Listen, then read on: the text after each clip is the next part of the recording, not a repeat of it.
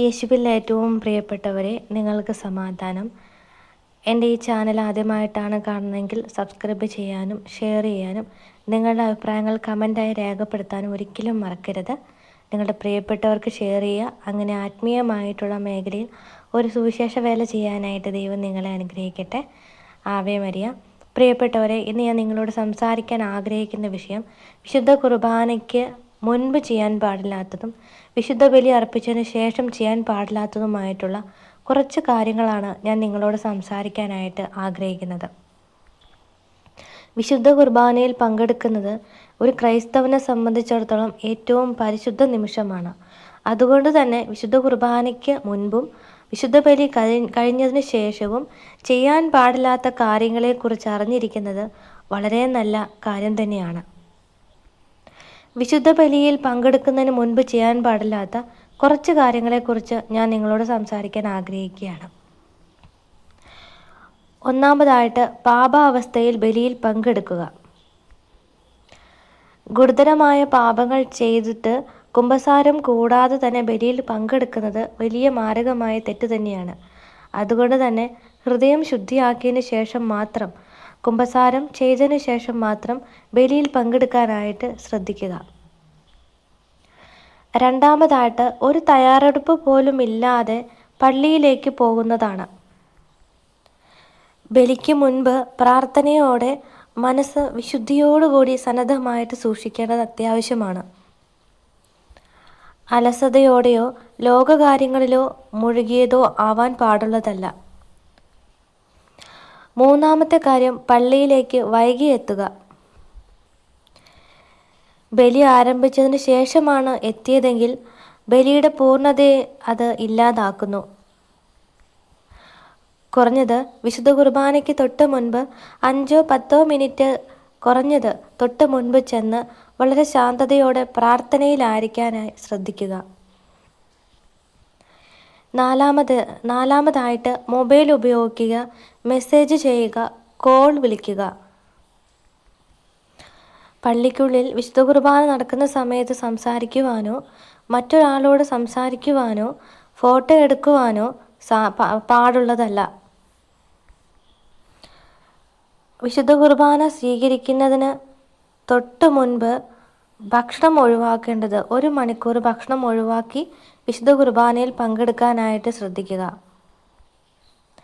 വെള്ളവും മരുന്നും ഒഴികെ ബാക്കിയുള്ള കാര്യങ്ങൾ, പരമാവധി ഭക്ഷണ കാര്യങ്ങൾ ഒഴിവാക്കി 1 മണിക്കൂർ മുൻപ് തന്നെ ഭക്ഷണങ്ങളൊക്കെ കഴിച്ചതിന് ശേഷം 1 മണിക്കൂർ മുമ്പ് പൂർത്തിയാക്കിയതിന് ശേഷം മാത്രം വിശുദ്ധ കുർബാനയിൽ പങ്കെടുക്കാനായിട്ട് ശ്രദ്ധിക്കുക. ആറാമതായിട്ട്, അശ്രദ്ധമായിട്ടുള്ള വേഷമാണ്. അതായത് അശുദ്ധമായിട്ടുള്ള അശുദ്ധിയുള്ള വസ്ത്രധാരണം. നല്ല വസ്ത്രധാരണം വളരെയധികം നമ്മെ വിനീതനാക്കുകയും എളിമപ്പെടുത്തുകയും ചെയ്യുന്നതാണ്.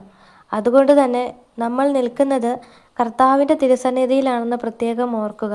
അതുകൊണ്ട് നമ്മുടെ വസ്ത്രധാരണം വളരെയധികം വിനീതമായിരിക്കട്ടെ. വിശുദ്ധ കുർബാന സ്വീകരിക്കുന്ന തൊട്ട് മുൻപ് ചെയ്യാൻ പാടില്ലാത്ത കാര്യങ്ങളാണ് ഞാൻ നിങ്ങളോട് സംസാരിച്ചത്. എന്നാൽ വിശുദ്ധ കുർബാനയ്ക്ക് ശേഷം ചെയ്യാൻ പാടില്ലാത്ത കാര്യങ്ങൾ ഇനി നമുക്ക് എന്തൊക്കെയാണെന്ന് നോക്കാം. ഒന്നാമതായിട്ട്, വിശുദ്ധ ബലിയിൽ പങ്കെടുത്തുകൊണ്ടിരിക്കുമ്പോൾ വിശുദ്ധ കുർബാന തീരുന്നതിന് മുൻപ്, അതായത് അത് പൂർത്തിയാക്കുന്നതിന് മുൻപ് തന്നെ പള്ളിക്കുള്ളിൽ നിന്നും പുറത്തേക്ക് പോകുന്നത്.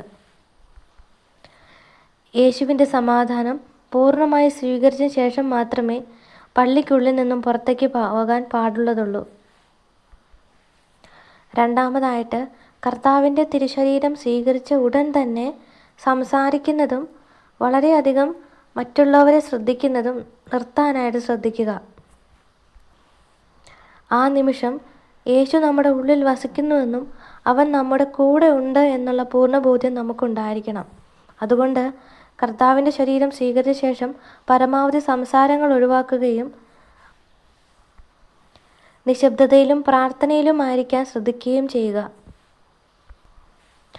മൂന്നാമതായിട്ട്, വിശുദ്ധ ബലി അർപ്പിക്കുമ്പോൾ മൊബൈൽ ഫോൺ യൂസ് ചെയ്യുന്നത് വളരെയധികം തെറ്റുള്ള കാര്യമാണ്. അതുകൊണ്ട് ആ സമയം വിനോദത്തിനായി മാറ്റിവെക്കാതെ ശ്രദ്ധിക്കുക. പ്രാർത്ഥനയോടെ ആയിരിക്കാൻ പരമാവധി ശ്രദ്ധിക്കുക. പെട്ടെന്ന് ലോകകാര്യങ്ങളിൽ മുഴുകുന്നതാണ് നാലാമത്തെ കാര്യം, ബലി കഴിഞ്ഞ ഉടൻ തന്നെ ലോകകാര്യങ്ങളിൽ മുഴുകാതെ ശ്രദ്ധിക്കുക. നമ്മുടെ മനസ്സും ശരീരവും കർത്താവിനോട് കൂടെ തന്നെ ആയിരിക്കാൻ പ്രത്യേകം ശ്രദ്ധിക്കേണ്ടതാണ്.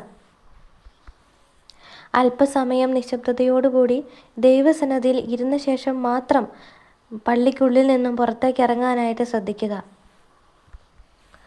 അഞ്ചാമത്തെ കാര്യം, മറ്റുള്ളവരെ വിമർശിക്കുകയും പള്ളിക്കുള്ളിൽ ഇരുന്നുകൊണ്ട് തന്നെ അവരെക്കുറിച്ച് ചർച്ച നടത്തുകയും ചെയ്യുന്നത് വളരെ വലിയ തെറ്റാണ്.